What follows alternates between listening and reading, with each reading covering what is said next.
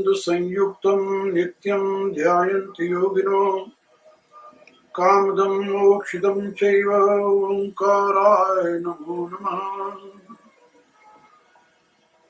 ओम सर्वे वेदाय पद्मामनन्ति तपांसि सर्वाणि चेद वदन्ति यदिच्छन्तो ब्रह्मचर्यं चरन्ति तत्ते पदं संग्रहेण ब्रवीमि। ओम इति ततो ओम इति ततो।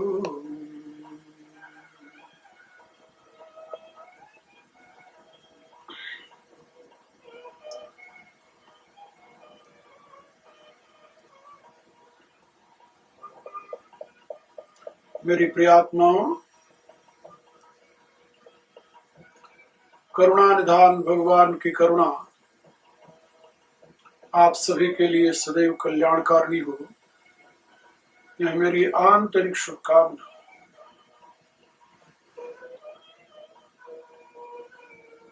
कुछ वर्ष पूर्व मैंने कनाडा में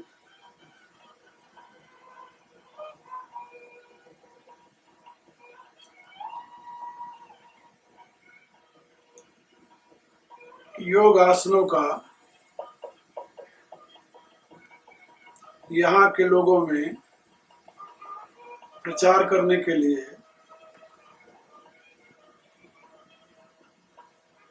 क्रियात्मक रूप करके दिखाया और समझाया था।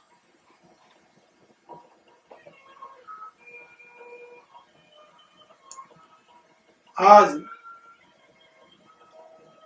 उन आसनों के संबंध में कुछ बातें मैं बता करके थोड़ा सा उसका विवरण दूंगा और फिर उन आसनों का परिचय। एक बात याद रखें, योग आसन जो है यह केवल शारीरिक व्यायाम नहीं है, यह साधना है। साधना और व्यायाम में बड़ा अंतर होता है। साधना जो है वह किसी लक्ष्य विशेष को प्राप्त करने के लिए की जाती है। व्यायाम का प्रयोजन केवल शारीरिक स्वस्थता हुआ करती है। योगासन साधक को उच्चतम भूमिका में प्रवेश पाने के लिए सक्षम बनाते हैं, योग्य बनाते हैं, और इससे मनुष्य का बौद्धिक मानसिक विकास होता है। शारीरिक स्वस्थता के साथ ही इंद्रिय संयम, मानसिक और बौद्धिक विकास भी आवश्यक है। इसके बिना मनुष्य यथार्थतः मनुष्य नहीं बन सकता, और वो दुनिया का कोई अन्य व्यायाम इसमें सहयोगी भी नहीं होता। केवल योगासन जो है ये इसके लिए पर्याप्त साधन होते हैं।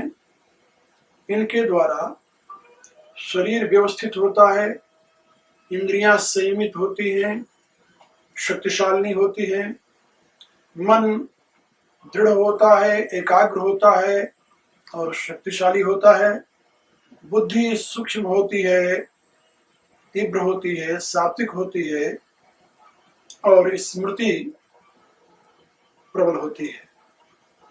और भी बहुत से लाभ हैं। सांख्य दर्शन के सिद्धांतानुसार मनुष्य 3 शरीरों में रहता है, स्थूल, सूक्ष्म और कारण। स्थूल शरीर आप लोग जानते हो,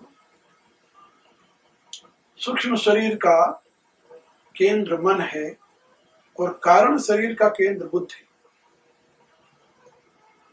योगिक व्यायाम केवल स्थूल शरीर को ही स्वस्थ नहीं बनाते, बल्कि ये स्थूल, सूक्ष्म और कारण तीनों शरीरों को स्वस्थ और सक्षम बनाते हैं। ये इनका वैशिष्ट्य है। अन्य दुनिया के जितने व्यायाम हैं वो सब स्थूल शरीर तक ही सीमित है। मानसिक और बौद्धिक स्वस्थता से उनका दूर का भी संबंध नहीं है, बल्कि ये भी देखा गया है कि अन्य व्यायाम जो हैं वो बौद्धिक स्वस्थता में व्यवधान उपस्थित करते हैं, मानसिक स्वस्थता को भी भंग करते हैं। लेकिन योगिक व्यायाम जो है वह शारीरिक, मानसिक और बौद्धिक तीनों प्रकार की स्वस्थता प्रदान करता है, और साथ ही वह व्यक्ति को इसके योग्य बना देता है कि वह अपने जीवन के परम लक्ष्य स्वरूप उस परमात्मा को, उस कारण तत्व को जानने और समझने में योग्य हो जाए, सक्षम हो जाए। इसलिए योगिक आसनों को केवल व्यायाम के स्थान पर समझना या रखना भ्रांति है, भूल है। मैं आप लोगों के समक्ष जिन योगिक क्रियाओं को करने जा रहा हूं, और भी बहुत सी क्रियाएं हैं जो मैं यहाँ नहीं कर सकता। क्यों नहीं कर सकता? उनके लिए खुला वातावरण चाहिए, उनके लिए और भी कई साधन चाहिए। तो उन क्रियाओं को, जैसे वस्ती क्रिया है, उसके लिए जो कुछ चाहिए वो मैं यहाँ नहीं कर सकता, वो उपलब्ध नहीं है। धौती क्रिया है, उसके लिए भी नहीं उपलब्ध है। नेति क्रिया है, सूत्र नेति क्रिया है, आदि क्रियाएं जो हैं वो उनके लिए साधन उपलब्ध नहीं है, इसलिए यहाँ वो करके बताई नहीं जा सकती। केवल आसन, मुद्रा, प्राणायाम, बंध और कुछ क्रियाएं ऐसी हैं जैसे उद्यान है, त्राटक है, आदि क्रियाएं, नेवली है, इन क्रियाओं को यहाँ करके दिखाया और समझाया जा सकता है। मेरे विचार से योग की संपूर्ण क्रियाएं शरीर के प्रत्येक अवयव के साथ संबंधित हैं। विशेष करके जो बंध हैं, जो मुद्राएं हैं, ये बहुत महत्व रखती हैं, और इनमें से बहुत सी ऐसी मुद्राएं और क्रियाएं हैं जो कि आपके स्वास्थ्य के लिए वरदान सिद्ध हो सकती हैं, आपकी मानसिक और बौद्धिक स्वस्थता के लिए वरदान सिद्ध हो सकती हैं, यदि आप उनका अभ्यास करते रहें तो। हाँ, इसके लिए पवित्र वातावरण की जरूरत होती है, और पवित्र वातावरण न मिलने पर ये क्रियाएं लाभ तो करती हैं, लेकिन विशेष लाभ नहीं पहुंचा पाती। क्यों नहीं पहुंचा पाती? क्योंकि ये क्रियाएं सात्विक हैं, और राजसिक तथा तामसिक वातावरण इनके लिए अनुकूल नहीं होता। जैसा कि आप आयुर्वेद का सिद्धांत समझते हैं, उसमें एक बात समझाई जाती है कि औषधि के साथ साथ आप पथ्य और अनुपान, इन दोनों पर भी ध्यान रखें। औषधि के सेवन का अनुपान क्या है, और उस समय पथ्य का क्या सेवन करना चाहिए, क्या स्थान है, कौन सा पथ्य ग्रहण करना चाहिए, ये बहुत जरूरी होता है। इसी रूप से योगिक क्रियाओं के लिए भी अनुपान और पथ्य की जरूरत है। तो योगिक क्रियाओं में अनुपान तो है प्राण, और पथ्य है सात्विक आहार विहार के साथ ही सात्विक वातावरण। यदि सात्विक वातावरण नहीं है तो ये योगिक क्रियाएं आपके लिए कभी कभी रोग का भी कारण बन सकती है।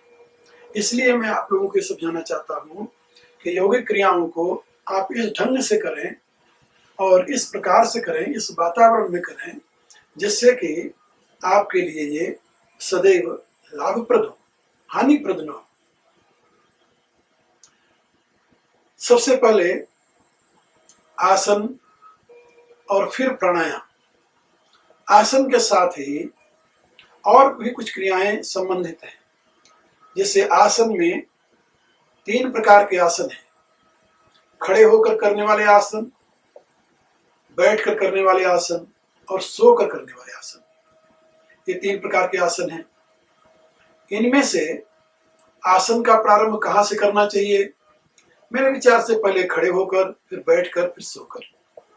लेकिन कुछ लोग इसको रिवर्स भी करते हैं, सोकर, बैठकर और खड़े होकर करते हैं। मेरे विचार से क्रम यही ठीक है कि पहले खड़े होकर कीजिए, फिर बैठकर कीजिए और फिर सोकर कीजिए, और फिर उसके पश्चात जो सो करके और भी कुछ क्रियाएं की जाती हैं उनको कीजिए। आसन के साथ ही बंध हैं और बंध के साथ ही मुद्राएं हैं। आसन से पहले कुछ और कर्म करने वाले होते हैं योग में, जैसे कुंजल है, नेति है, धौती है, बस्ती है। ये क्रियाएं जो हैं ये अंतर सफाई की क्रियाएं हैं। इनको आसन से पहले कर लेना चाहिए। आसन से पहले इसलिए कर लेना चाहिए जैसे कि आसन और प्राणायाम करने में सुविधा। सबसे पहले प्रातः काल उठिए, शौच आदि से निवृत्त होइए, फिर जैसे आप मुख साफ करते हैं, दांत साफ करते हैं, उसके साथ ही आप अपने अंदर की सफाई का ध्यान रखिए। अब जो लोग बस्ती क्रिया करना जानते हैं वो शौच के साथ पश्चात बस्ती कर लेते हैं। बस्ती एनीमा तो नहीं है, ये एनीमा बस्ती भी नहीं है, लेकिन आजकल लोगों ने बस्ती के स्थान पर एनीमा का प्रयोग करना सरल समझा है। बस्ती से जो लाभ होता है योगिक साधना में वो एनीमा से नहीं होता। खैर, बस्ती क्रिया का अभिप्राय है जल में बैठ करके गुदा के रास्ते से जल को खींचना और खींच करके पेट में भर लेना और फिर उसको न्योली करके उसे बाहर फेंक देना। इससे नीचे का भाग पेट के साफ हो जाता है। और जब ये हो जाए तो बादशाह बस्ती भी करते हैं, यानी गुदा के विकास और संकोचन के साथ बाहर से वायु भरते हैं और उसको पेट में भर लेते हैं, फिर पेट से बाहर निकाल देते हैं वायु। और वो क्रिया भी बड़ी अच्छी है, बड़ी उपयोगी है। खैर, उसको करने के पश्चात फिर जल धौती जिसे कहते हैं, यानी कुंजल क्रिया, गुनगुना पानी नमक के साथ, यदि स्वास्थ्य ठीक न हो तो उसके लिए और भी कुछ पदार्थ हैं, जैसे मोटी इलायची है और नमक है, सौंफ है। तो ऐसी चीजें उसमें डाल करके उसको उबालते हैं। उबाल करके फिर उससे कुंजल करते हैं, उसको पी जाते हैं। 2 किलो, 3 किलो, 4 किलो, 5 किलो तक पानी पी जाओ और थोड़ा सा जीभ के ऊपर तालू के स्थान को स्पर्श करोगे अंगुली से, बीच की दाहिने हाथ के बीच की 2 अंगुलियों से। यदि ऐसा करोगे तो अपने आप उसमें एक सहलन पैदा होती है जिससे सारा पानी बाहर निकल जाता है। ये इसको जल धौती कहते हैं, कुंजल क्रिया भी कहते हैं। इसी प्रकार से धौती क्रिया होती है जिसमें 18 फुट लंबा बहुत पतला झीना मलमल लेकर के उसको गर्म पानी में डाल देते हैं, थोड़ा सा गुनगुने पानी में, और फिर उसको धीरे धीरे हलक के नीचे उतारते हैं मुंह में, पेट में। और जब थोड़ा सा 1 फुट करीब बाहर रह जाए, 17 फुट अंदर चला जाए, तब उसको धीरे धीरे बाहर निकालने लगते हैं। कुछ लोग न्योली करके बाहर निकालते हैं, तो उससे पेट सफाई होती है। ये धौती क्रिया है। तो बस्ती और धौती, इसी के साथ नीति करते हैं। दाहिने नाक में पानी डाला, बाएं नाक से निकाल दिया, बाएं नाक में पानी डाला, दाहिने नाक से निकाल दिया। ये टोटीदार कोई पात्र हो उसमें जल लेकर के करते हैं। जल में नमक जरूर होना चाहिए, जरा सा, इससे सुविधा रहती है और नुकसान नहीं करता। अब ये जल नीति करने के पश्चात कुछ लोग दोनों नाकों से लेकर के मुंह से निकाल देते हैं, भी करते हैं। तो ये जल नीति करने के पश्चात फिर सूत्र नीति करते हैं। सूत्र नीति जो है उसमें महीन सूत्र को बनी हुई होती है, आश्रमों में मिलती है, तो वो नाक के नास्ते से डालते हैं और मुंह से निकालते हैं रस्सी को। ऐसे दोनों नाक से रस्सी डालकर मुंह से निकालकर फिर धीरे धीरे उसका घर्षण करते हैं और फिर बाद में उसे निकाल देते हैं। ये सूत्र नीति है, ये भी बहुत लाभदायक है। तो बस्ती, कुंजल, धोती और नेति, ये करने के पश्चात योगी को फिर आसन करने का योग्य बनता है। इन क्रियाओं के पश्चात फिर उसे आसन का अभ्यास करना चाहिए, आसन करना चाहिए। तो आसन में सबसे पहले खड़े होकर, फिर बैठकर, फिर सोकर। उसमें यदि बिगनर है पहले तो सोकर करे, शरीर कमजोर है पहले सोकर करे, फिर बैठकर, फिर खड़े होकर, ऐसे भी कर सकते हैं। उसमें पहले भस्त्रिका प्राणायाम करना चाहिए। इन क्रियाओं करने के पश्चात भस्त्रिका प्राणायाम बहुत लाभदायक होता है। भस्त्रिका प्राणायाम के पश्चात फिर आसन शुरू करना चाहिए। आसन के दो भेद हैं, सगर्भ और अगर्भ।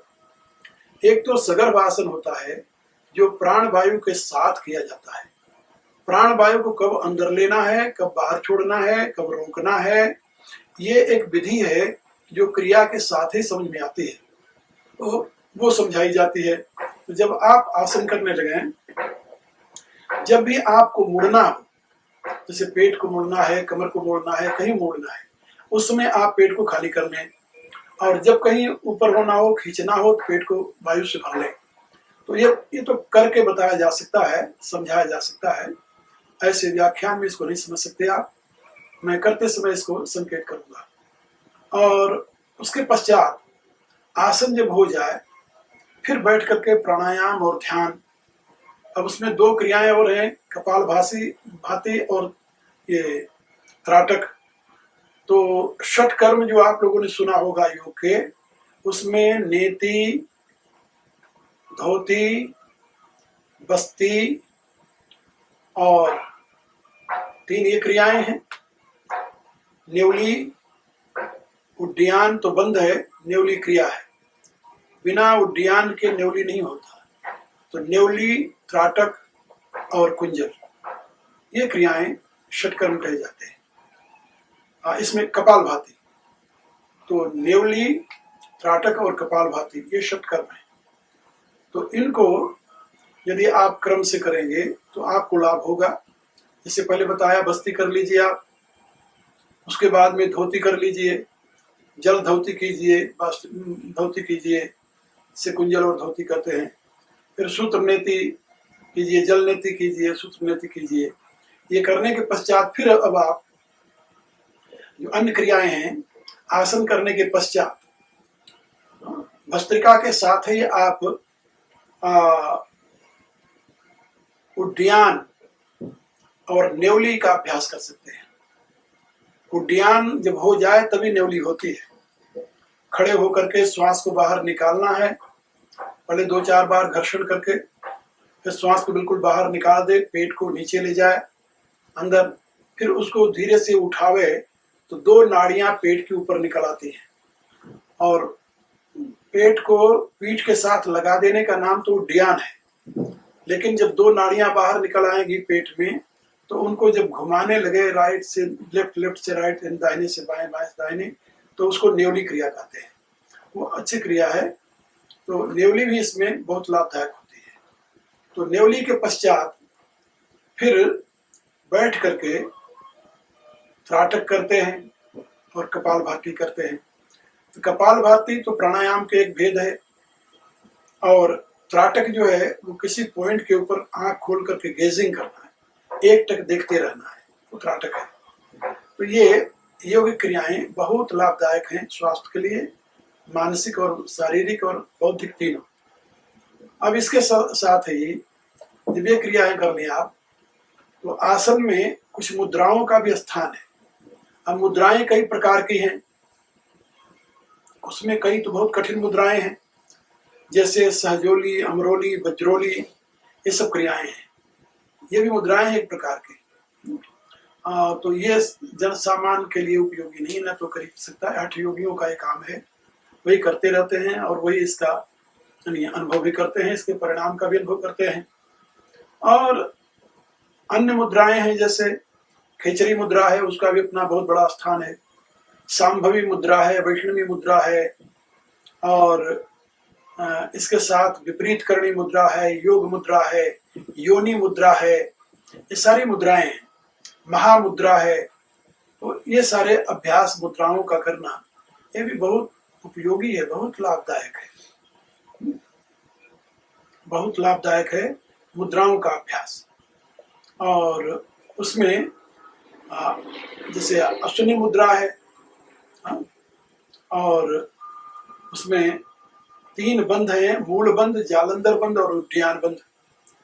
तो श्वास को बिल्कुल बाहर निकाल करके पेट को पीठ में लगा देने का नाम तो उड्डयन बंध है, और गुदा को ऊपर खींचे रखना अश्विनी मुद्रा करके, बार बार घोड़ा जैसे गुदा का संकोच और विमोचन करता है ना, इस ढंग से ऐसे ये संकोच विमोचन करने को अश्विनी मुद्रा कहते हैं। गुदा के संकोच को ऐसे खोलने को, ऐसे, और फिर उसको ऐसे बांध करके खींच लेना ऊपर, उसको कब्जे में रखे रहना, जैसे अपान वायु न निकल सके, तो उसको कहते हैं मूल बंध। तो उड्डयन बंध, मूल बंध, और ये जो आपकी ठोडी है, इसको कंठ में थायराइड जो है ग्लैंड, उसके पास लगा देने को नाम है जालंधर बंध। ये 3 प्रकार के बंध भी होते हैं, मूल बंध, उड्डयन बंध, जालंधर बंध, ये बंध है। तो इन बंधों को भी करता रहे अभ्यास में क्रमशः। और इसके पश्चात आसनों में बहुत से आसन हैं खड़े होकर करने वाले, बहुत से आसन है बैठकर करने वाले, बहुत से आसन है सोकर करने वाले। अब इन आसनों के साथ मुद्राएं भी हैं, जैसे महामुद्रा है, योनि मुद्रा है, योग मुद्रा है। तो योग मुद्रा, योनि मुद्रा, महामुद्रा, ये सब मुद्राएं जो हैं, इन मुद्राओं का संबंध प्राणायाम और शरीर से विशेष पोजीशन में रखने का है, विशेष अवस्था में शरीर को ले जाने का है।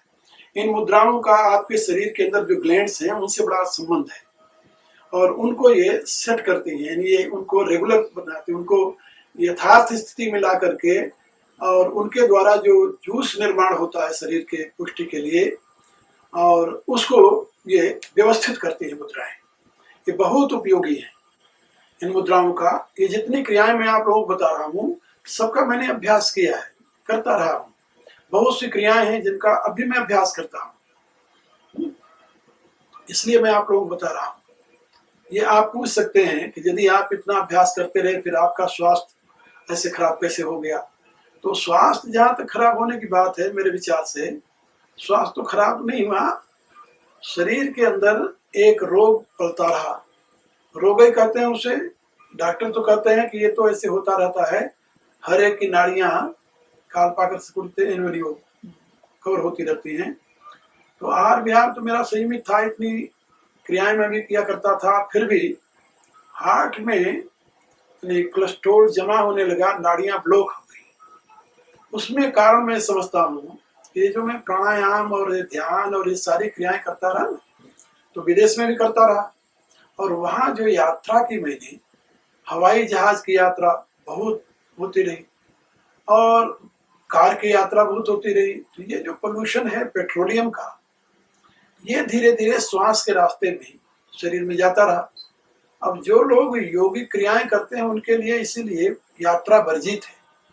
शास्त्र में ये बात बताई गई है कि योगी के लिए यात्रा वर्जित है। 5 चीजें योगी को सेवन नहीं करना चाहिए: अग्नि सेवन, स्त्री सेवन, यात्रा सेवन, और अधिक श्रम, अधिक व्यायाम, ये भी योगी के लिए वर्जित है।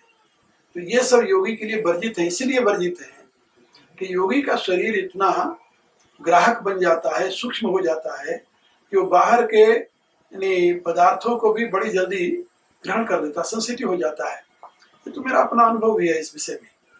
तो उससे ये जो पोल्यूशन था बाहर का, ये कार का और धुआं और ये सारा, इसने मेरे शरीर को खराब किया। और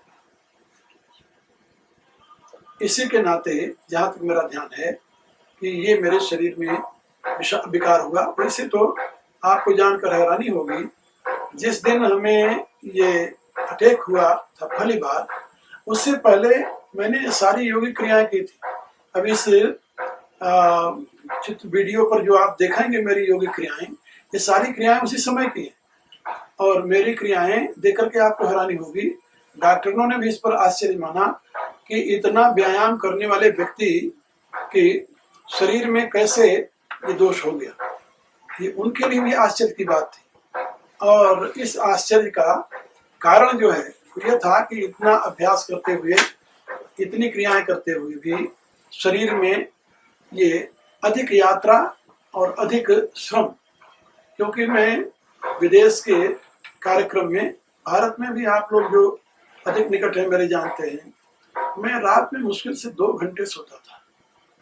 और बाहर भी बोलते समय भी मैं एक लगातार कंटिन्यूअस 9-9 घंटे तक बोला, व्याख्यान दिया 9-9 घंटे तक।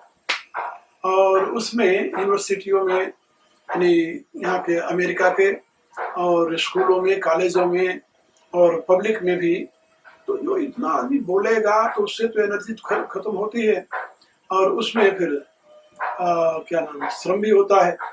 तो योगी के लिए जो वर्जित था वो मैंने नहीं ध्यान दिया, और उसमें मैं ऐसे करता रहा। यात्राएं भी बहुत की, और पोल्यूशन का भी उसमें सहयोग मिला। तो कई कारण मिलकर के एक हो गए जिससे ऐसा हुआ। लेकिन मेरी राय है कि जो लोग इतनी यात्रा नहीं करते, इतना श्रम नहीं करते, कम से कम 6 घंटे सो लेते हैं, और मैं 2 बजे रात सोता था, 4 बजे उठ जाता था। 1953 तक, यानी 53 से ये मेरा कार्यक्रम शुरू हुआ है। 1953 से कार्यक्रम शुरू हुआ है, और 1986 तक हमारा ये कार्यक्रम चला है। और लगातार उसमें हम कभी, मुझे याद नहीं है कि 2 घंटे 3 घंटे से ज्यादा सोए हो। अध्ययन काल में तो मैं 2 घंटे से ज्यादा कभी सोया नहीं, लेकिन उसके पश्चात में भी हमारी यही स्थिति रही, विचार काल में भी। खैर, तो इसलिए मेरे शरीर के खराब होने का एक कारण था। और फिर भी मैं इतनी क्रियाएं करता रहा हूँ, अभी बहुत सी क्रियाएं करता हूँ मैं। और मुझे विश्वास है कि यदि व्यक्ति अपने व्यवस्थित रूप से रहे और जो इंस्ट्रक्शंस योग शास्त्र में दिया गया है उसका फॉलो करे, अनुकरण करे, तो बहुत से रोगों से, बहुत से दुखों से बच सकता है।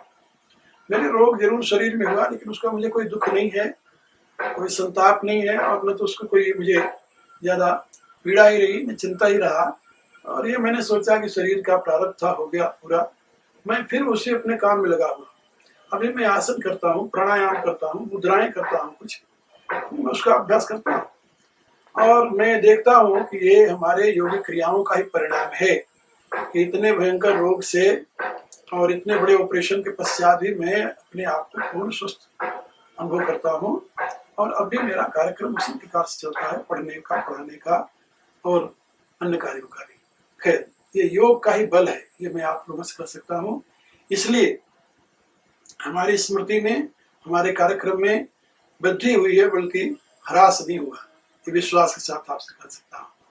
इसलिए आप लोग जो हमारी इन क्रियाओं को देख रहे हैं, इन क्रियाओं को देखते रहिए और उसका करने का अभ्यास कीजिए।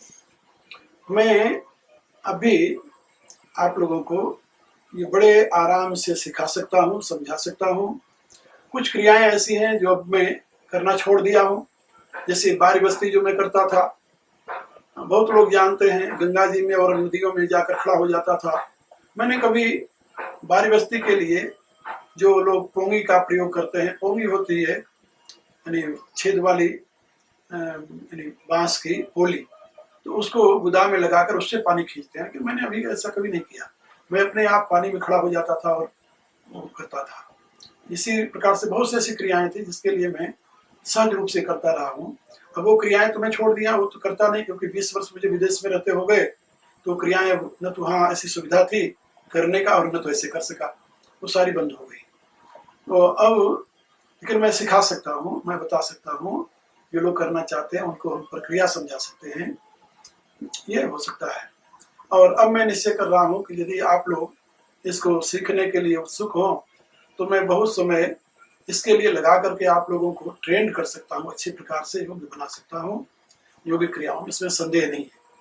तो अब आप मेरे आसनों की क्रिया को देखिए और उसको समझिए, और बीच बीच में मैं आप लोगों को समझाता रहूंगा कि ये क्रियाएं जो मैं कर रहा हूँ इसका क्या लाभ है और इसको कैसे किया जा सकता है।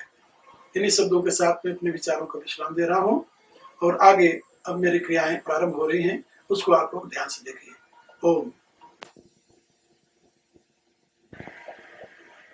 ये भस्त्रिका प्राणायाम की प्रक्रिया है। इसमें श्वास को बाहर निकाल करके पहले वो करते हैं, शरीर को तैयार कर रहे हैं योगासन के लिए।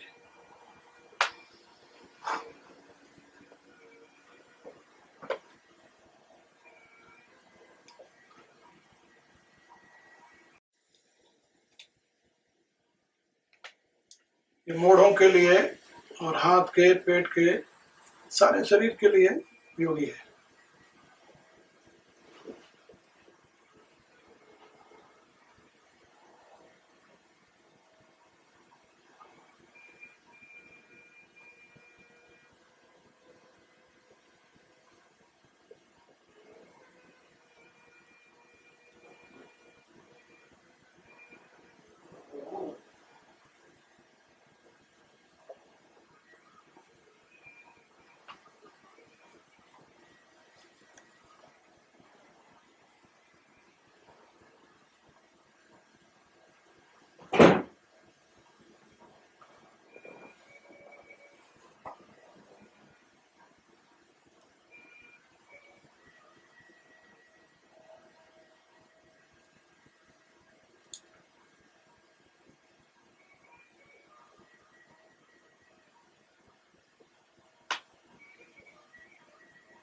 पंजे के बल खड़े होना है, ऐसे खींच करके शरीर को, श्वास को अंदर भरना है। ये श्वास को अंदर भरकर कर रहे हैं।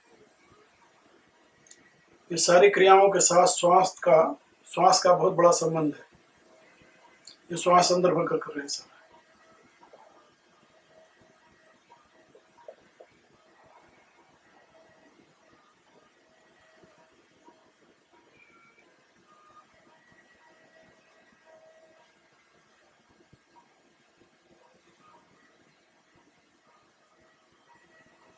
ये श्वास की क्रिया चल रही है।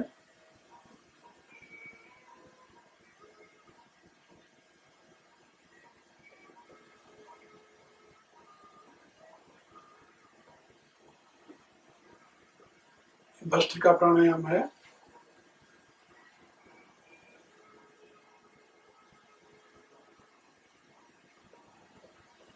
श्वास को बाहर निकालकर बाहर होल्ड किए,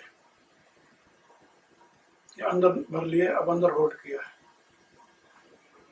अंदर भर करके अंदर रोकना, बाहर बाहर रोकना। अब इसको पहले दाहिनी तरफ से निकालना, बाएं को बंद करके, और फिर इसी प्रकार से करके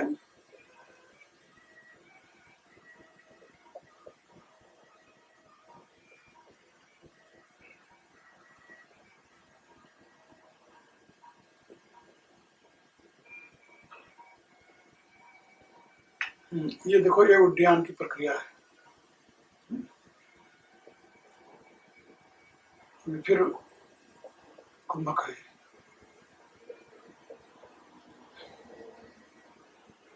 बाईं तरफ से निकाल दें। ये क्रियाएं थोड़ी थोड़ी करके बताई है, एक एक बार, क्योंकि सारी बताने के लिए ऐसा किया है।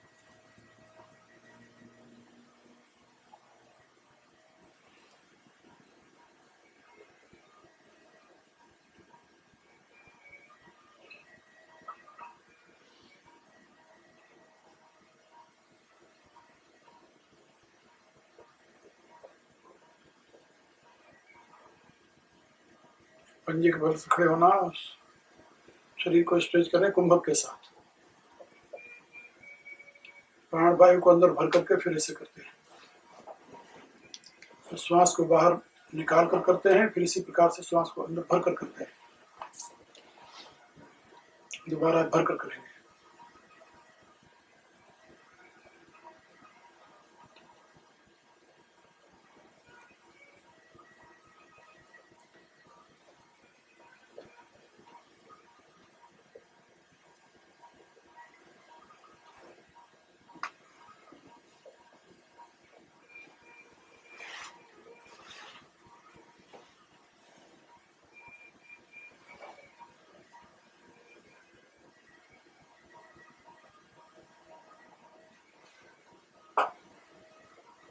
ये कोणासन,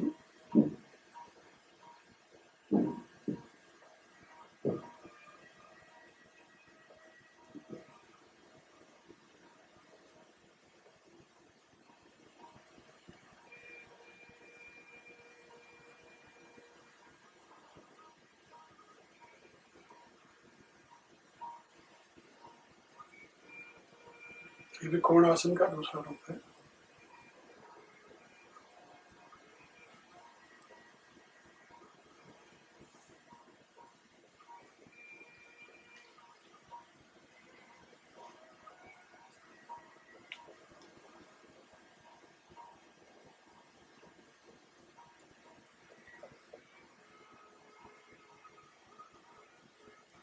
ये वीर्य स्तंभासन है।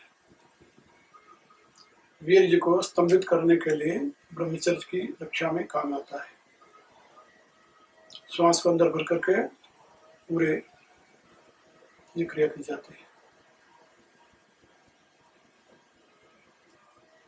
कुंभक के साथ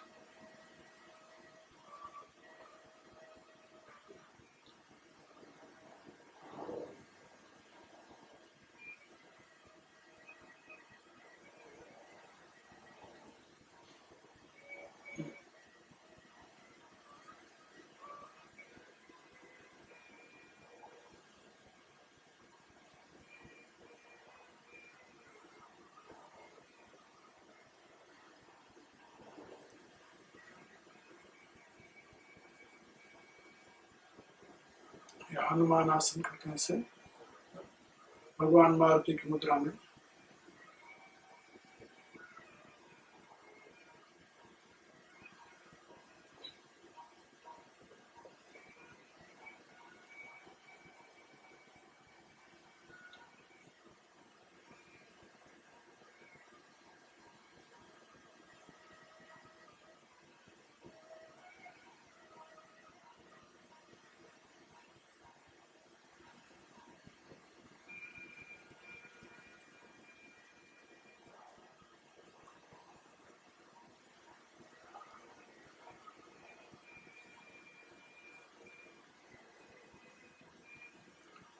अनुष्ठासन, सारे आसन जो हैं सबका अपना अपना महत्व है और क्रिया विशेष में सहयोगी होते हैं।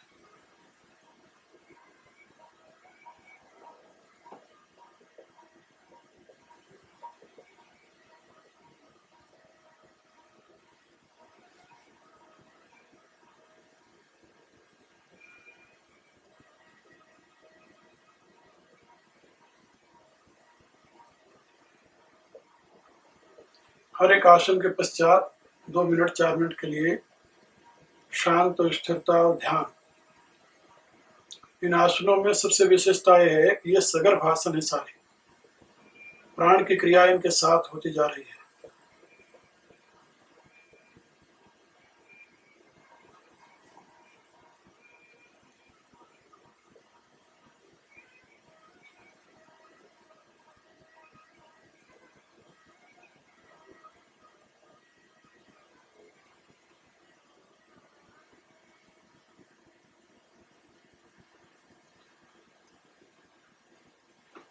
सूर्य नमस्कार की प्रक्रिया है।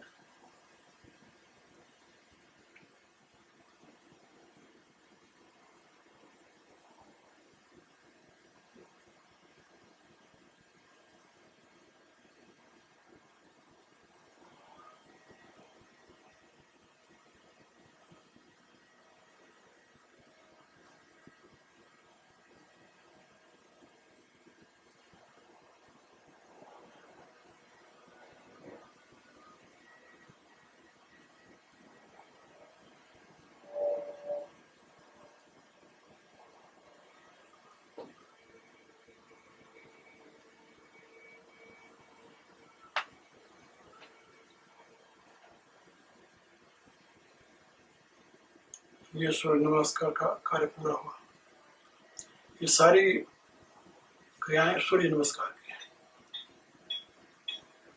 सूर्य नमस्कार अपने आप में पूरा आसन है। यदि कोई सूर्य नमस्कार का अभ्यास करे तो उसे अन्य आसनों की जरूरत नहीं होती, लेकिन इसमें प्राणायाम के साथ से करने की व्यवस्था है और ये सारे आसन प्राणायाम के साथ किए गए हैं।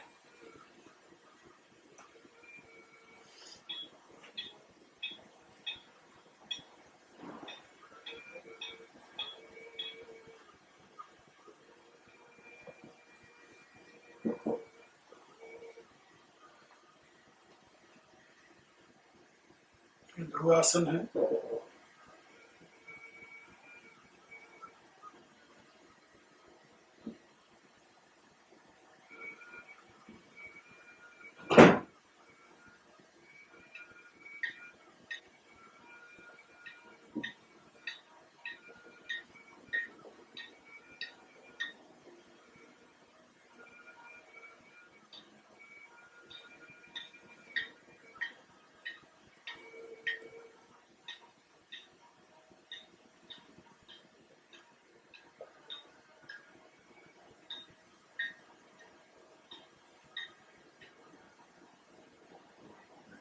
इन आसनों का अपने आप में बहुत बड़ा महत्व है।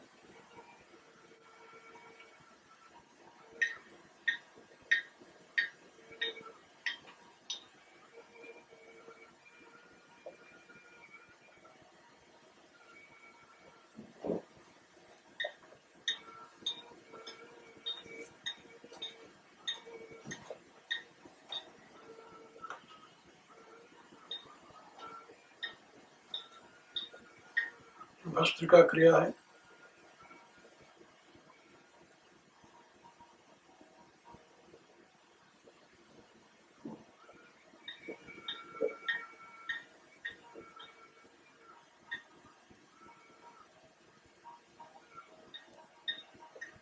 न्यूली न्यूली है, उद्यान और उसके साथ न्यूली।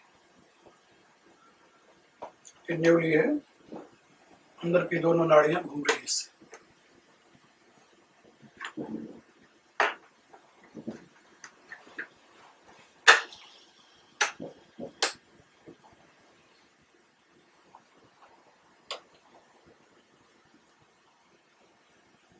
ये न्यूली है, उद्यान और न्यूली दोनों साथ साथ होती है।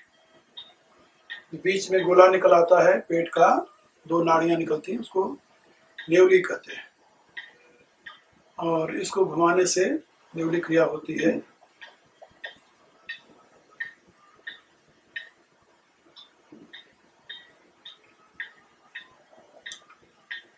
ये आसन का क्रम है। इन आसनों से बहुत से रोग दूर होते हैं।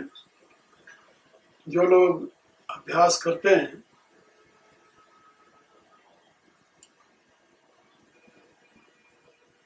लेकिन एक बात और होना चाहिए कि आसन होते रहे, बीच में बंद करने की जरूरत नहीं। प्रार्थना आसन है। श्वास अंदर भरकर कुंभक के साथ किया जा रहा है।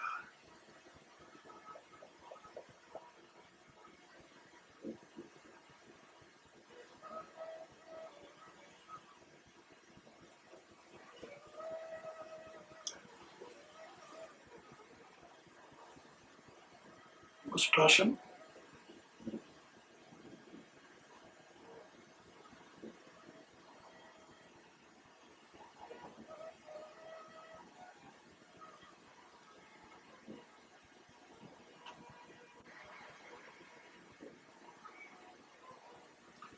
पंजे तक ऐसे हाथ ऊंचा करके पूरा करो।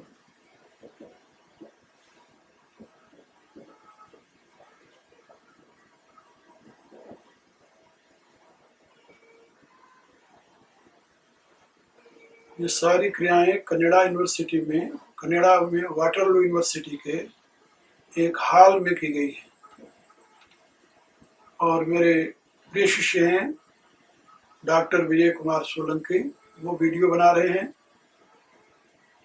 और एक दूसरे मेरे शिष्य हैं जो चित्र खींच रहे हैं, इसके चित्र भी उपलब्ध हैं यहाँ।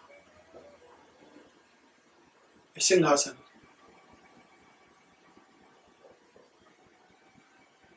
ये सिंहासन है, ये पूरा सिंहासन है, बिल्कुल शेर की तरह आपको दिखाई देगा।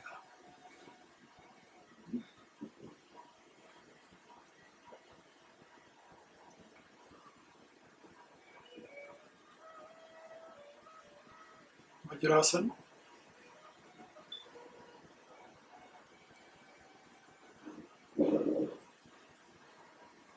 पीछे से मोटा पकड़ करके इसका अभ्यास किया जाता है। ये रीढ़ की हड्डी के लिए है, गले के लिए, थायराइड के लिए आसन बहुत उपयोगी है। सिंहासन आंख के लिए, गले के लिए, नाक के लिए और उदर के लिए बहुत उपयोगी है।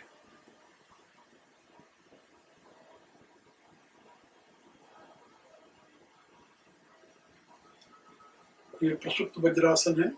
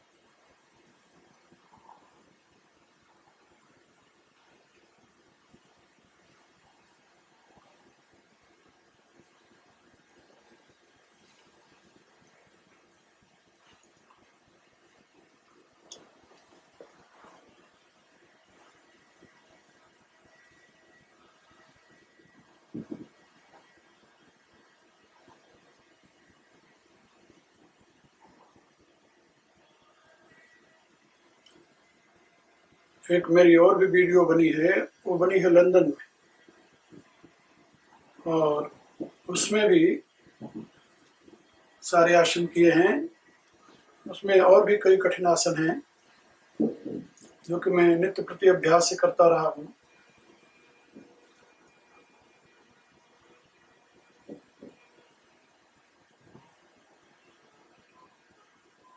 दंडासन और उसके साथ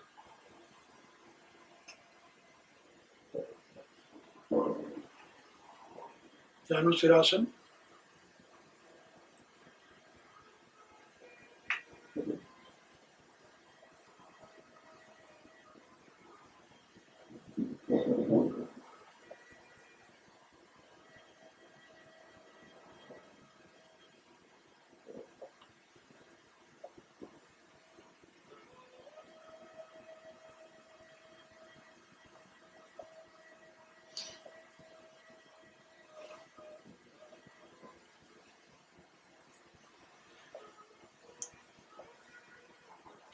जानुशिरासन है और इसी पर महामुद्रा भी किया जाता है।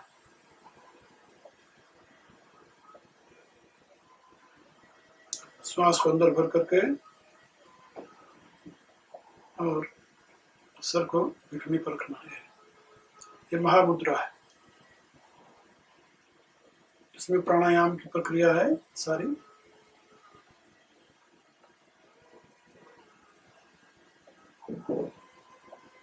इसमें कुंभक, रेचक और पूरक के तीनों क्रियाएं होती हैं। रेचक, पूरक, कुंभक तीनों क्रियाएं होती हैं। ये महामुद्रा में पहले रेचक करके, फिर पूरक करके, फिर कुंभक करते हैं। इसे वे कुंभक करके इस मुद्रा में आते हैं, फिर ये रेचक करते हैं।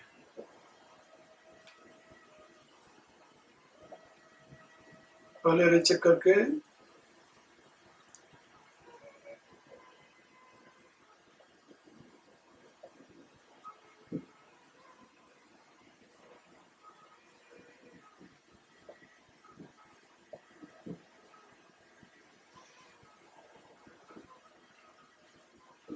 जानुशिरासन, इसको पश्चिमोत्तानासन भी कहते हैं, बहुत ही उपयोगी होता है।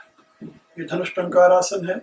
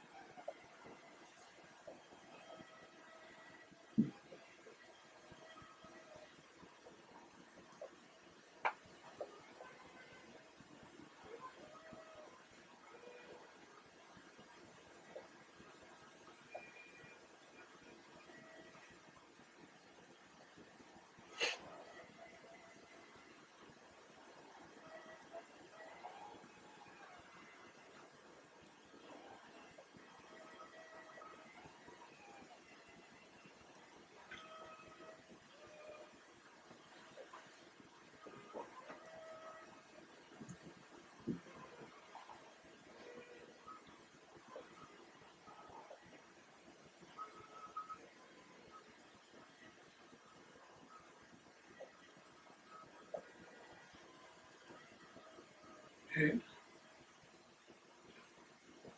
कच्छपासन, पहले कुक्कुटासन, ऐसे, फिर कच्छपासन, ऐसे कछुए की तरह शरीर को बना लेना। ये कछुआ ऐसे बैठता है, देखा होगा आप लोगों ने, कच्छपासन।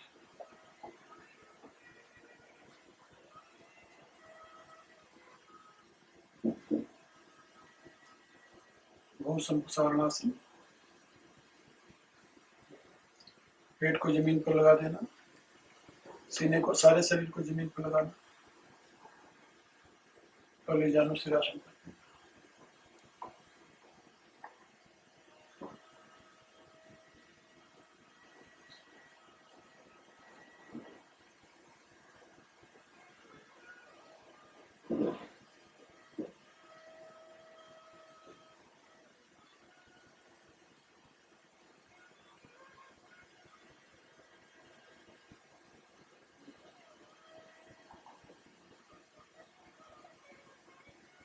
पक्षी आसन,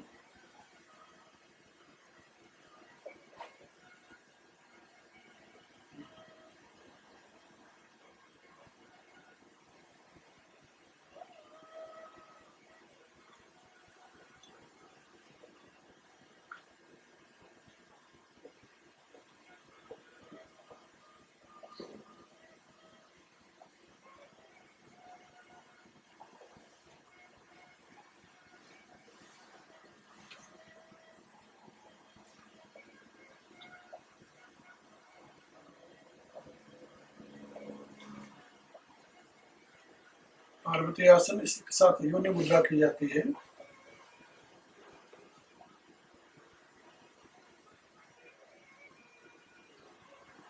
अब योनि मुद्रा की तैयारी हो रही है।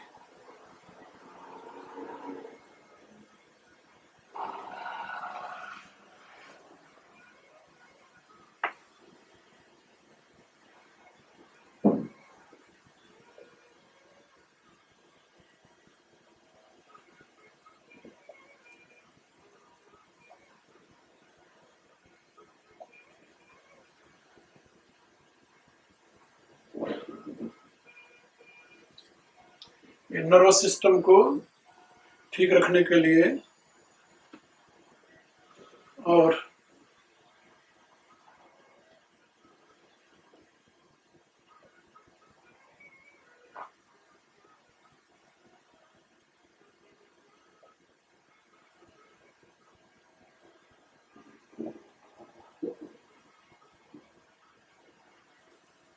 ये योनि मुद्रा का पहला रूप।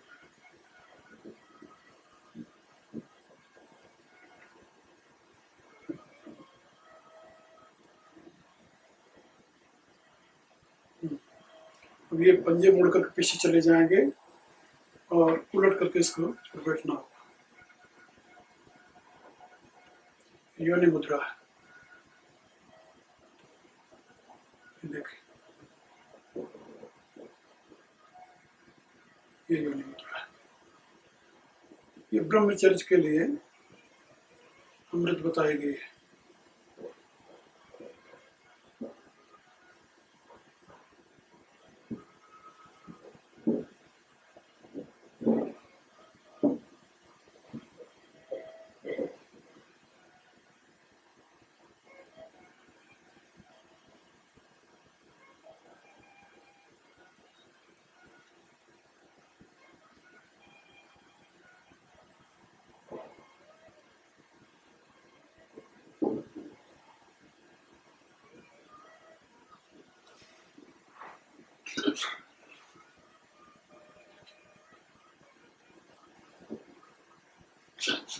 आसन,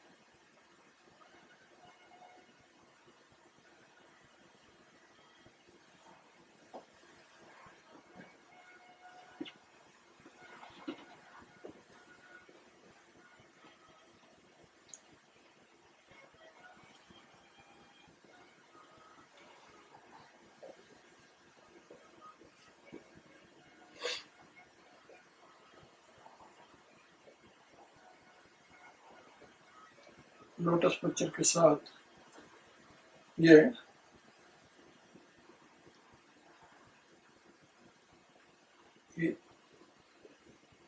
बद्ध पद्मासन है। ये बद्ध पद्मासन है। पद्मासन,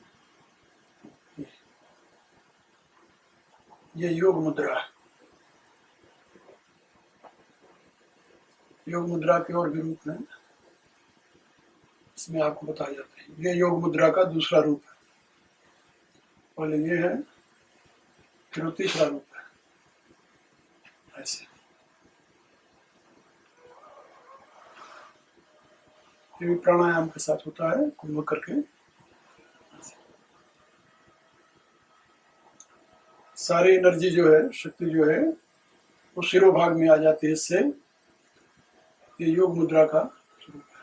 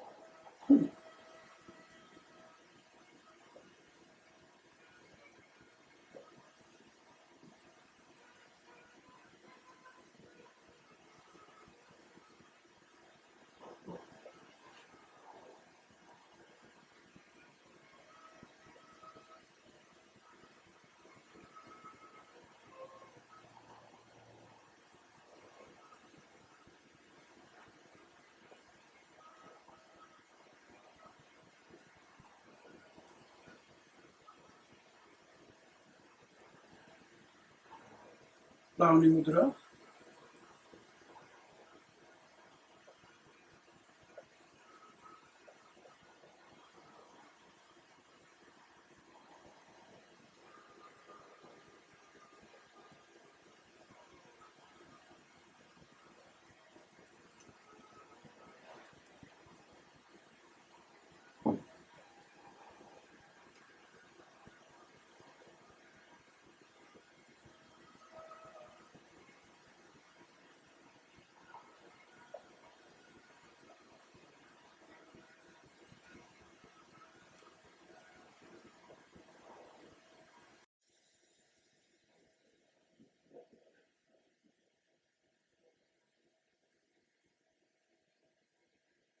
ये विपरीत करणी मुद्रा है।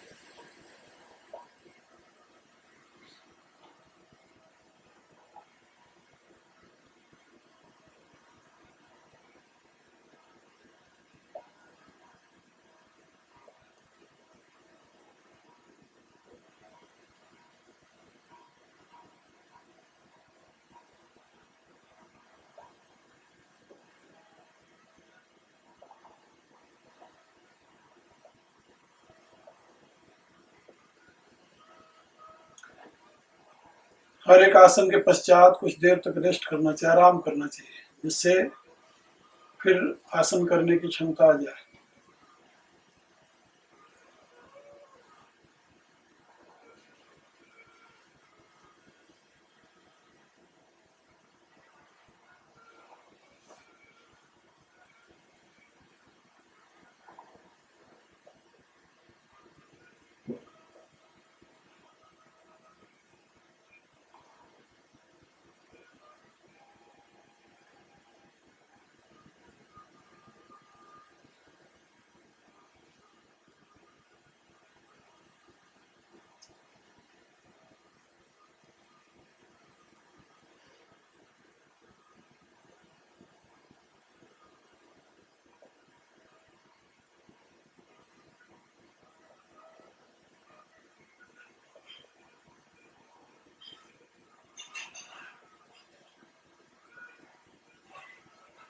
शव आसन है, इससे थकान दूर हो जाती है। कठिन आसनों के पश्चात इसे कर लेना चाहिए।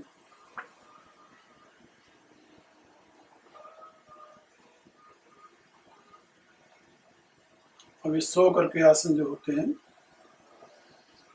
उनको शुरू किया। पहले खड़े होकर, फिर बैठकर, फिर सोकर।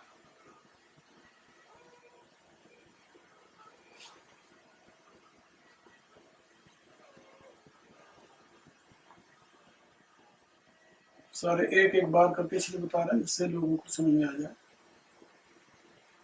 क्योंकि अधिक बार नहीं किया जा सकता। ये सारे आसन 3-3 बार करने चाहिए।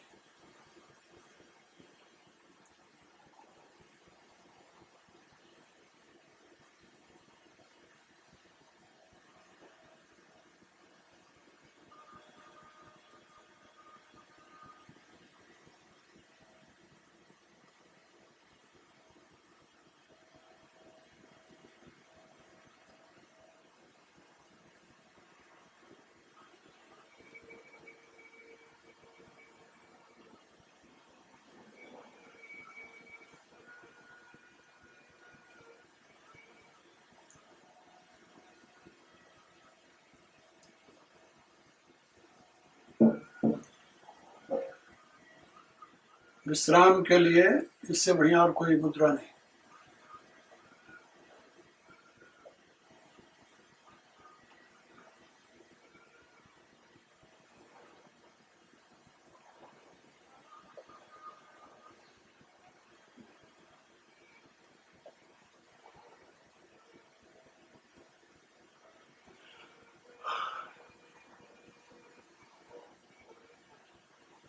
तो दूसरी क्रिया शुरू हो रही पेट के बल से। इसे पीठ के बल से करते हैं, इसे पेट के बल से करते हैं।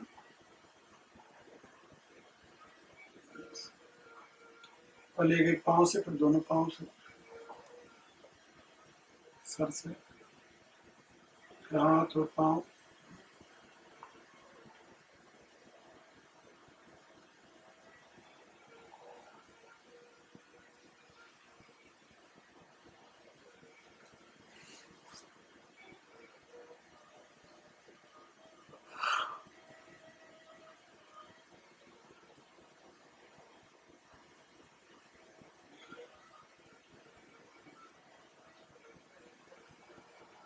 भुजंगासन, नौकासन के पश्चात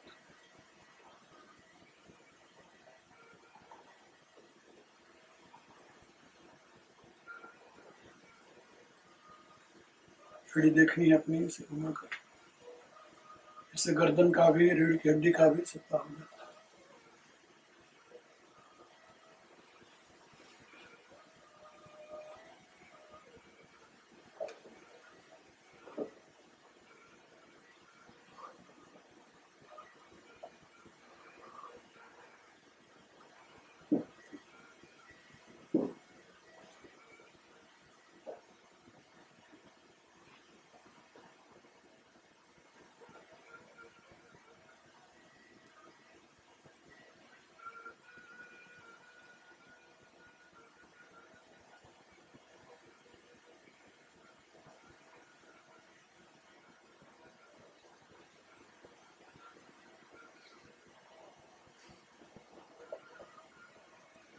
ये सलभासन करने जा रहे हैं।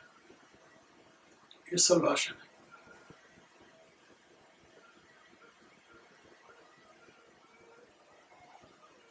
धनुरासन।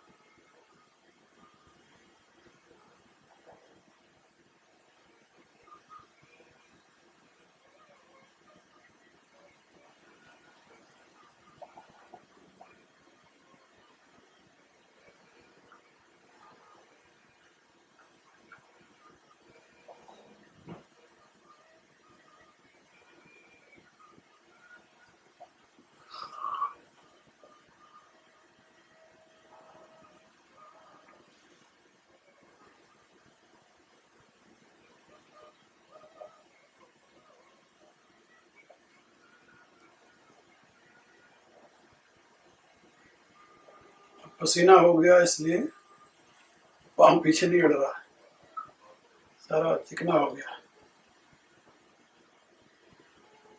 ये श्वासन प्रस्तुत करते रहे।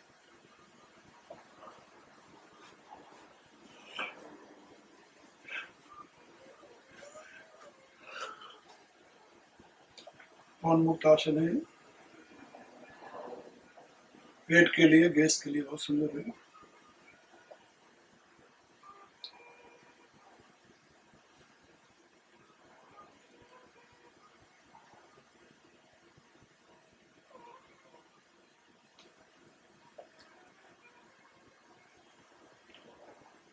सर्वांगासन,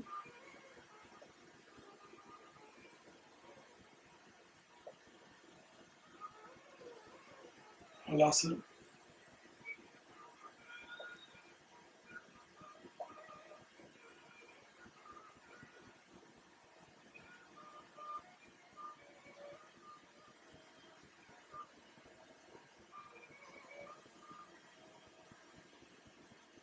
विपरीत करनी,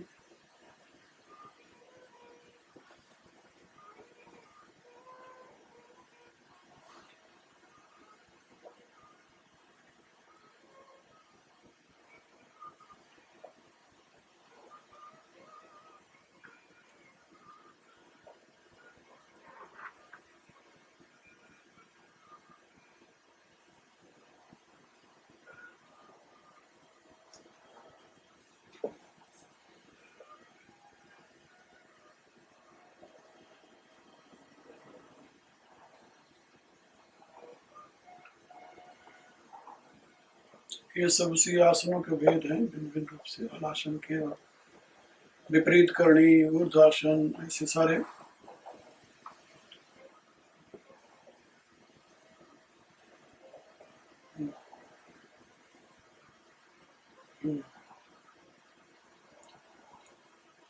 तुलासन है, हमें चक्रासन करने की योजना बन रही है।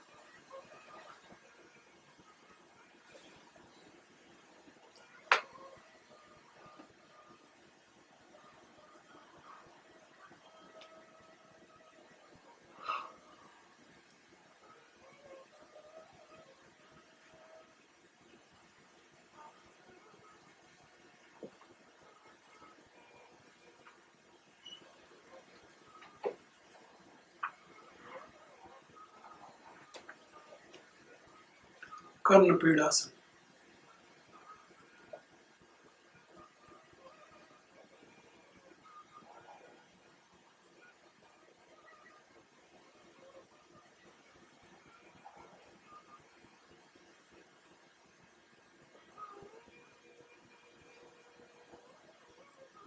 ये चक्रासन है।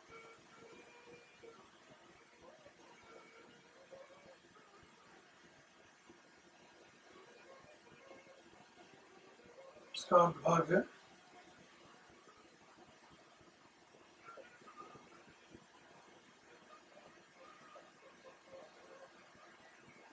ये चक्रासन है पूरा।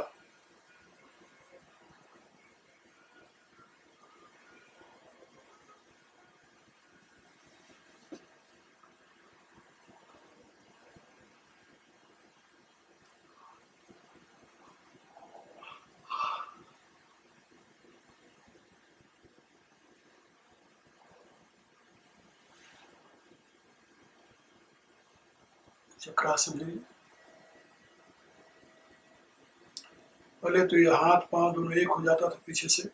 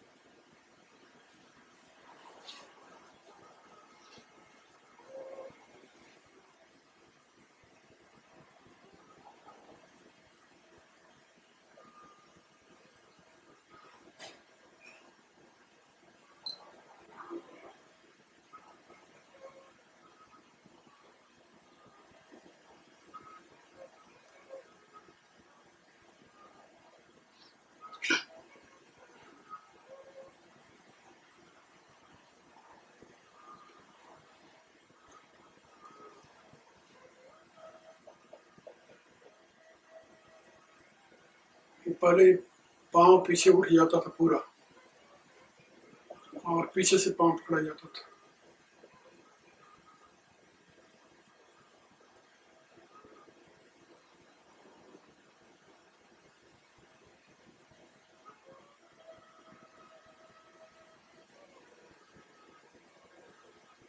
ये सब अभ्यास का परिणाम है।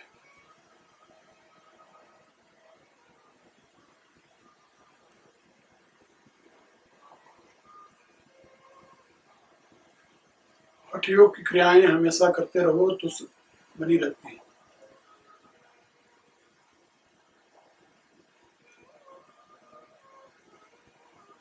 उन्नीस सौ बहत्तर के पश्चात जब मैं विदेश में आ गया, बहुत सी क्रियाएं मेरी करने की छूट गई।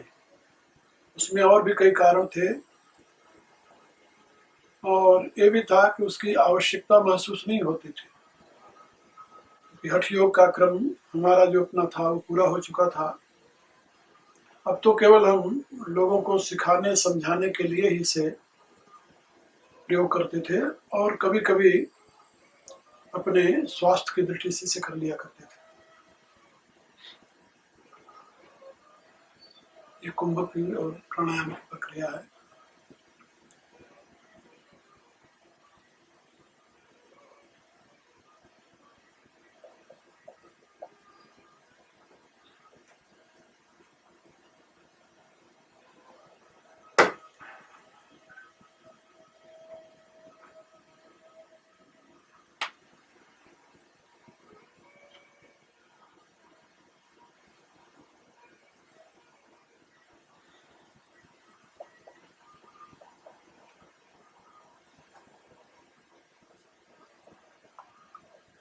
वैसे अभ्यास की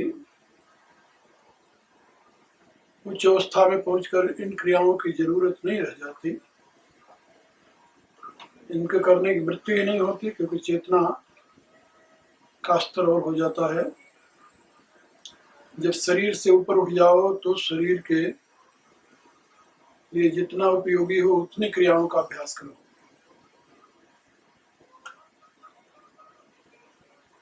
इसलिए ध्यान की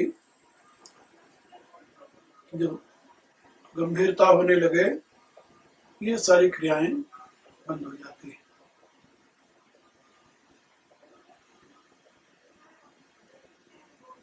वो अर्ध सिद्धासन था, ये सिद्धासन की प्रक्रिया बता रहा हूँ। सिद्धासन कहते हैं एड़ी को सिवनी में लगा लेना और इसको इंद्री के ऊपर रखना, दोनों पंजों को बीच में रखना। ये सिद्धासन की प्रक्रिया है। मेरे अभ्यास काल में यही आसन मेरे को अत्यंत प्रिय था और इस आसन से ही मैं लगभग 16 घंटे बैठा रहता था। और ये आसन बहुत ही उपयोगी ध्यान के लिए माना गया है।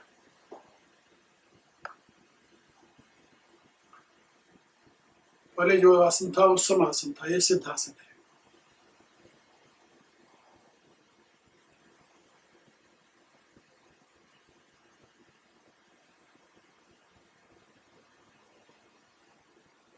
अभी तीसरा आसन बता रहे हैं,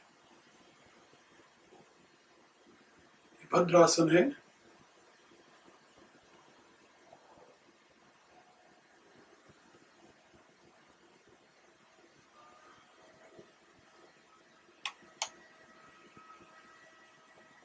इसको अर्ध सिद्धासन भी कहते हैं, भद्रासन भी कहते हैं। ये भी बहुत उपयोगी है। जन सामान्य के लिए इससे बढ़िया और कोई अभ्यास का आसन नहीं है।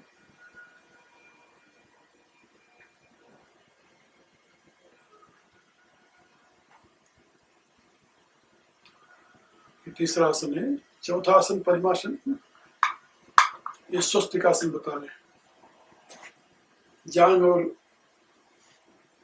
उसके बीच में पांव हो और इधर उसी बीच में पांव। इसका नाम स्वस्तिकासन है। ये भी द्वंद्व के जय में बहुत सुंदर आसन है।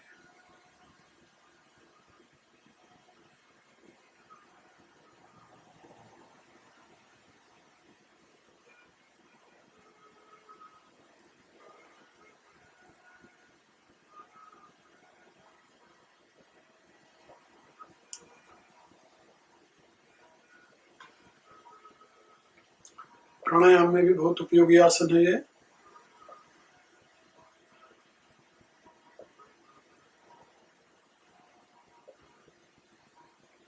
बाद में ये कमलासन तो आप लोग जानते हो,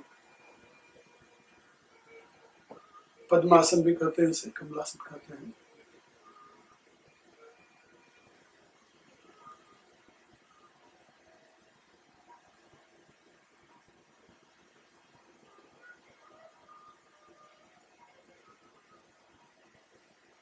अभ्यास में चारों आसन प्रयोग किए जाते हैं।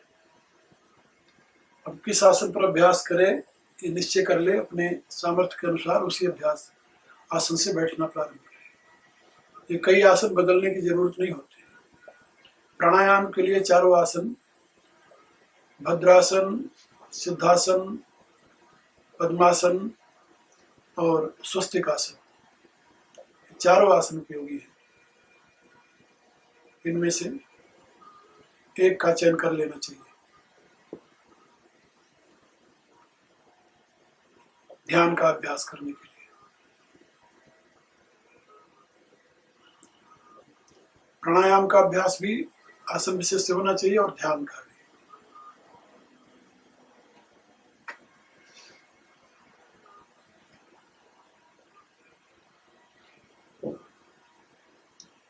ये बंद के साथ है, तीनों बंद है, ध्यान बंद भी है, इसमें कुंभक के साथ है, इसलिए जालंधर बंद लगा हुआ है, ठुठी जो है वो थायराइड में है, गले के बीच में है, नीचे से मूल बंद लगा हुआ है और उद्यान बंद लगा हुआ है। प्राण जो है वो डायफ्राम और लंग्स में, फेफड़ों में भरा हुआ है।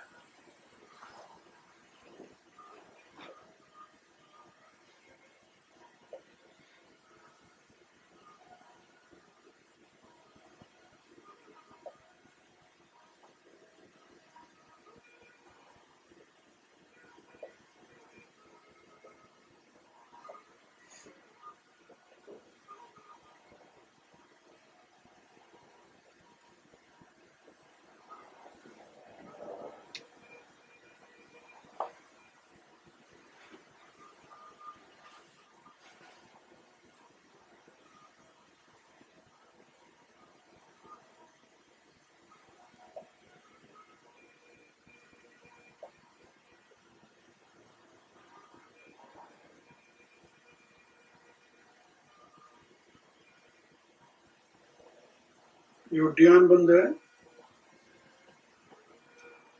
मूल बंद, उद्यान बंद और जालंधर बंद, तीनों बंद इस समय लगा हुआ है। योगी इसका अभ्यास करता है, पहले बाह्य कुंभक करके अब अंतर कुंभक करके है। ओम के नाद के साथ श्वास को बाहर निकालना होता है, फिर उद्यान किया जाता है, तीनों बंद लगाए जाते हैं और फिर अंदर श्वास भर करके तीनों बंद लगाए जाते हैं। ये जो लंबे अभ्यास हैं और हायर टेक्निक जो है उसमें ये सारी प्रक्रियाएं हैं। ये सारी प्रक्रिया करते समय केवल गऊ का दूध, सोंठ, गोमूत्र ऐसी चीजों का ही सेवन होता है। गोघृत,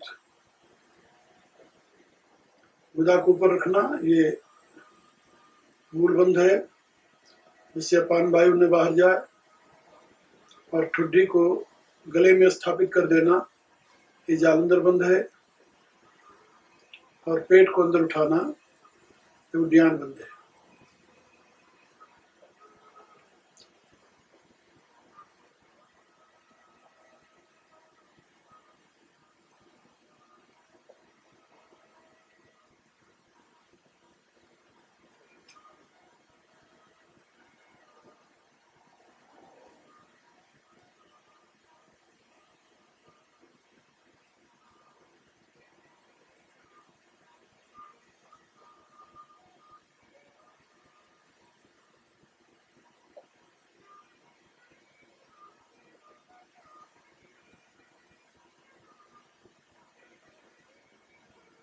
इन तीनों बंधों के साथ कुंडलनी योग का अभ्यास किया जाता है। और यही समझा रहे हैं उसमें।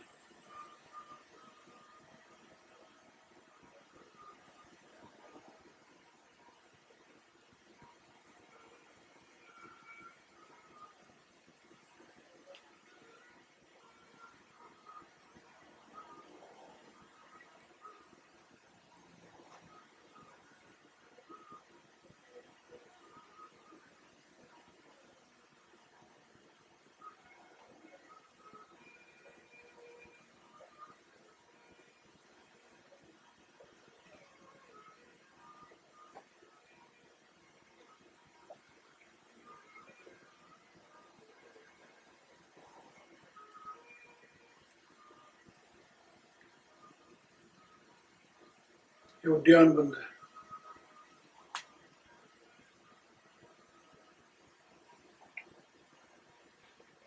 ये कुंभक के साथ है, वो बाह्य कुंभक के साथ था, ये अंतर कुंभक के साथ है।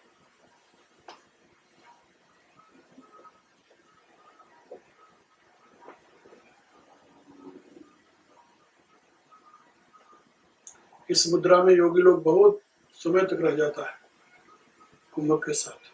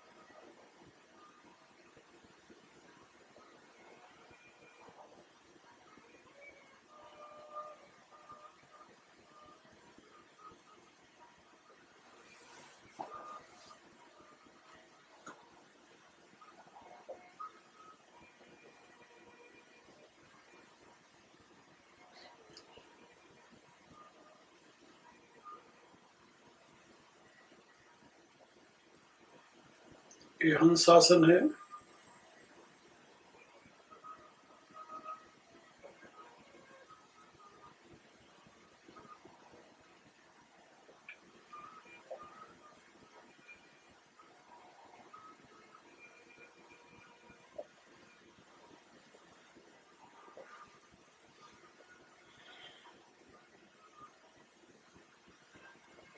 कौन समझ सकता है कि इतनी क्रियाएं करने वाले व्यक्ति को ये हार्ट अटैक हो सकता है, हार्ट ट्रबल हो सकती है। इसको मयूर आसन कहते हैं।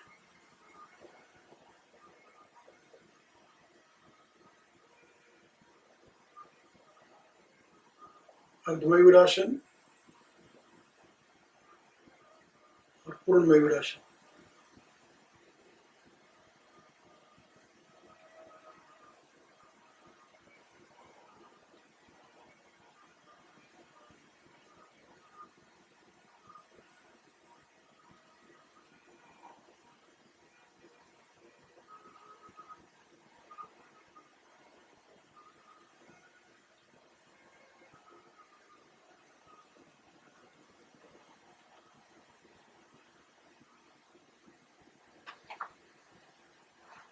और इन क्रियाओं के करने के पश्चात ही थोड़े दिनों बाद हम उसके शिकार हो गए थे। ऐसा क्यों हुआ हमें भी पता नहीं है। और शीर्षासन की कई प्रक्रियाएं हैं वो इसमें समझाई जा रही है।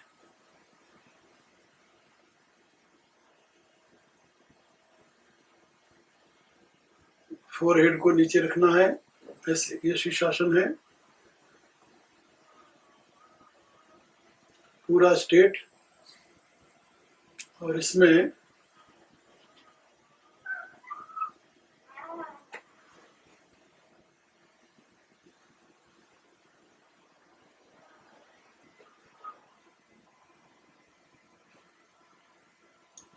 श्वास की नॉर्मल गति होती है।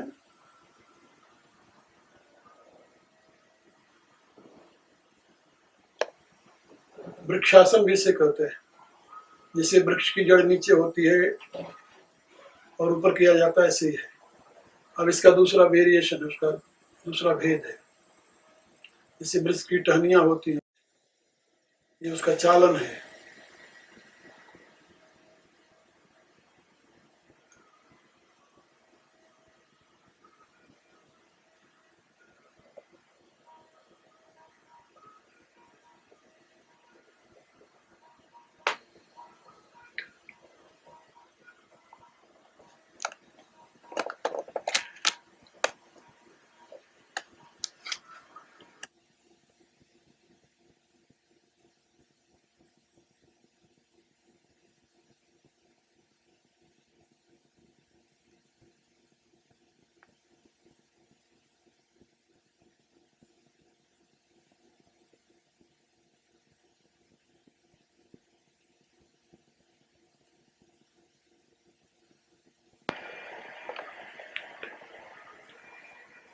ये सारी क्रियाएं आप लोगों ने देखी जो शीर्षासन के साथ की गई।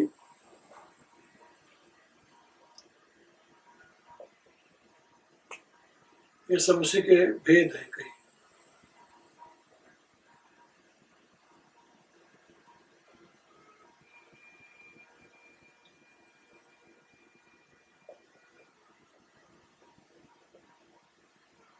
नीचे तक पाँव आ जाता है, इससे देखिए जैसे होता है।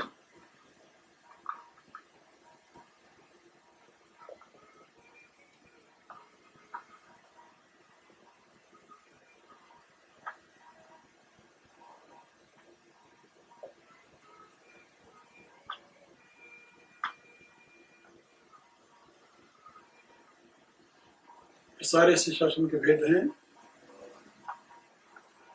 इससे सारे शरीर का रक्त जो है उसका प्रवाह रिवर्स हो जाता है, उल्टा हो जाता है, और ये स्वास्थ्य में बहुत ही लाभदायक माना गया है, विशेष करके बौद्धिक स्वास्थ्य के लिए। जैसे प्रारंभ में मैंने बता दिया है कि योग आसनों को आप लोग केवल शारीरिक व्यायाम न समझें, यह मानसिक, बौद्धिक और शारीरिक तीनों प्रकार का व्यायाम है।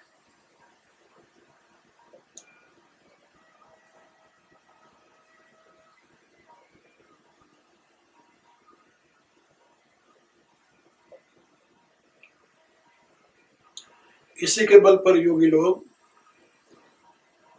स्मृति को प्राप्त करते हैं। स्मृति का बहुत बड़ा स्थान है अपने जीवन में।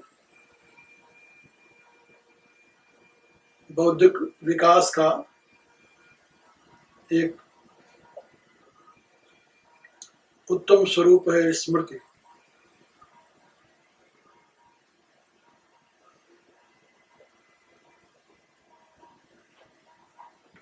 उसमें शीर्षासन और उसके कई भेद जो हैं ये बहुत ही उपयोगी होते हैं। ये रिलैक्सेशन की प्रक्रियाएं हैं, शरीर को ढीला करने की, शरीर को रिलैक्स करने की प्रक्रियाएं हैं सारी। प्रार्थना में ये केवल शरीर को ढीला नहीं करता, ये ईगो को भी ढीला कर देता, अहंकार को ढीला करता है, ममत्व को ढीला करता है। ये हमारा अपना प्रिय आसन रहा है, सिद्धासन, हमेशा बैठने का।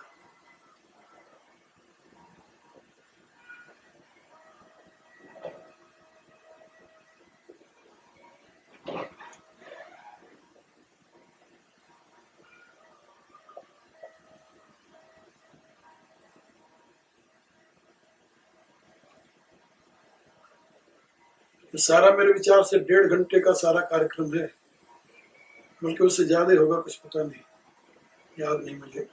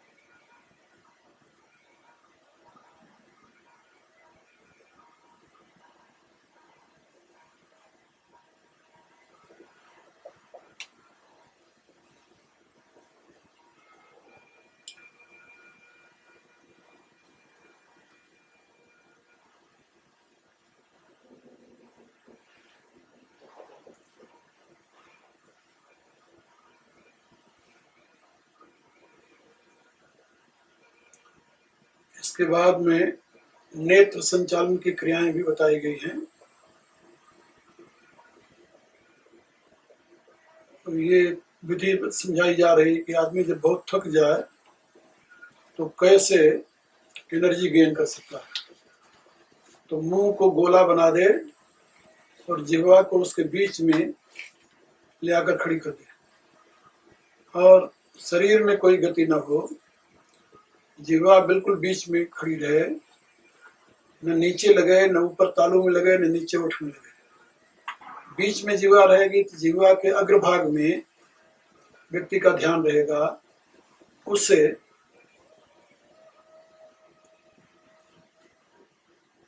एक नई एनर्जी प्राप्त हो।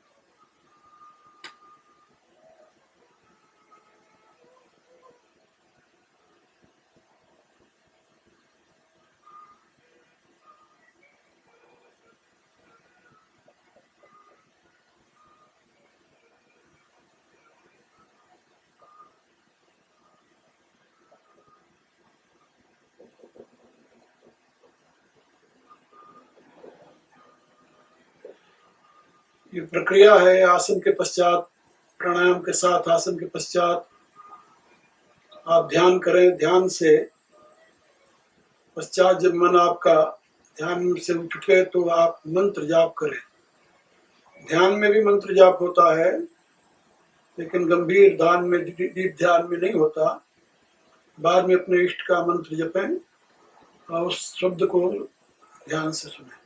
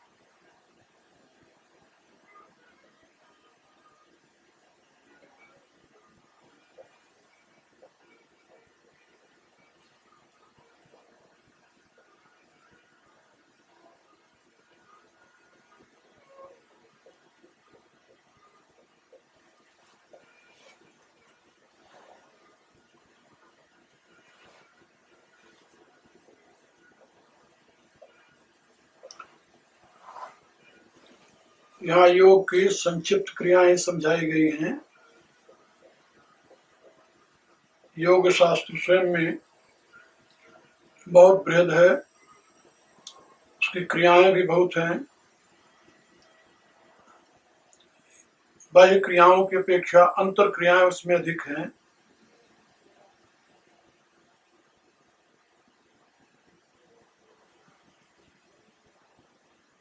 आप लोगों को विशेष करके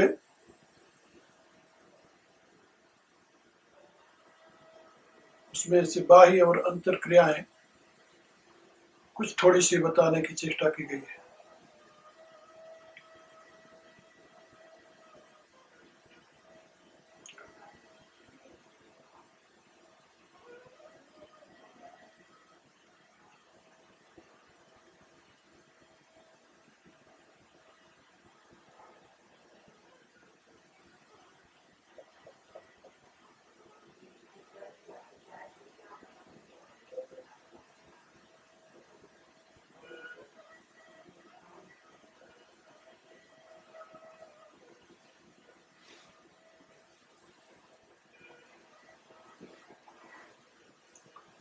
आसनों के पश्चात ध्यान अपने आप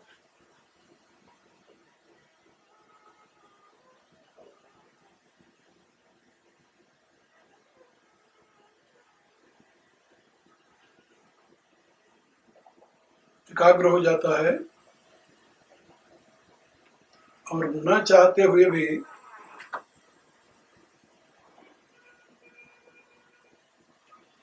आप प्रशांत और शरीर आपका गतिहीन हो जाएगा। चाहते हुए भी आप बोल नहीं सकते, हिल नहीं सकते, ऐसी एकाग्रता स्वतः आ जाती है उसमें। और यही आपकी चेतना के विश्राम का मूल समय होता है। और इस प्रकार की प्रक्रिया से आप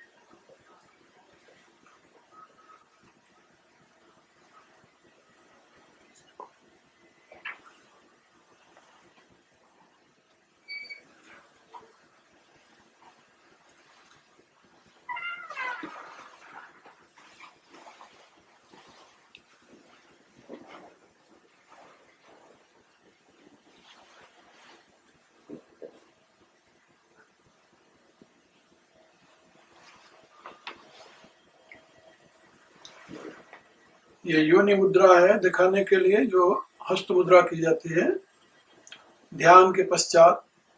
उस पराशक्ति की वंदना में इस मुद्रा का प्रयोग होता है।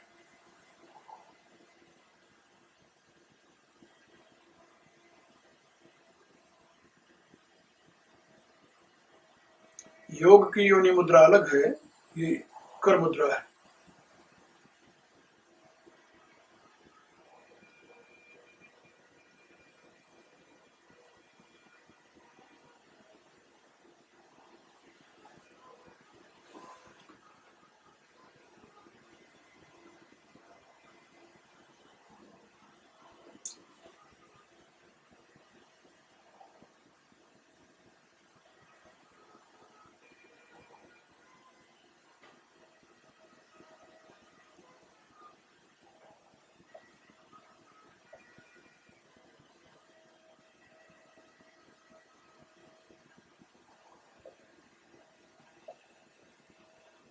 अभ्यास के पश्चात शरीर में यदि पसीना हुआ हो तो उसको शरीर को रगड़ करके उसी में सुखा देना चाहिए।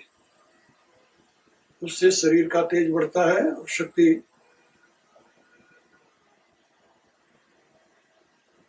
क्षय नहीं होते।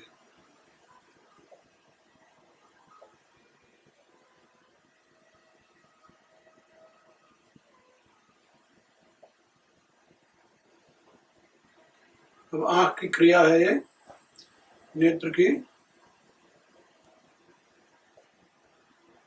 नेत्र का व्यायाम है। इसमें दोनों पुतलियां साथ साथ घूमती हैं।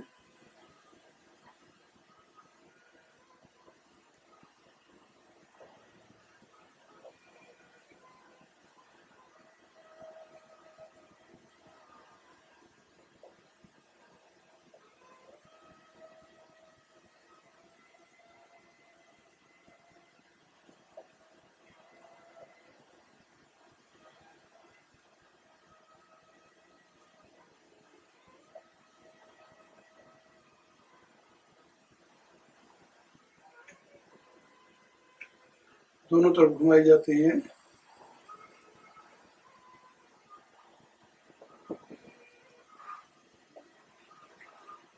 मन इतना कंट्रोल में हो जो कि आंख को कहे और आंख इस प्रकार से चले, तब ये क्रिया होती है। त्राटक की एक प्रक्रिया है, त्राटक के साथ इसका संबंध है।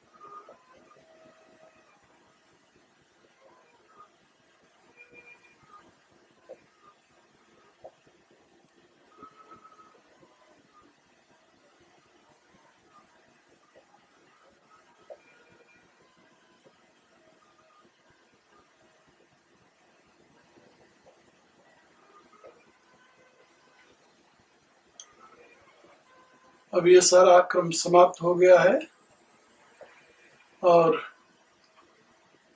जितनी बातें इसमें समझाई गई हैं उसमें से कुछ का भी यदि साधक अभ्यास करेगा तो उसको उससे लाभ होगा। विशेष बातें क्रियात्मक रूप से तो नहीं, लेकिन वैसे गाइडेंस रूप से अब भी समझाई जा सकती है। ओम।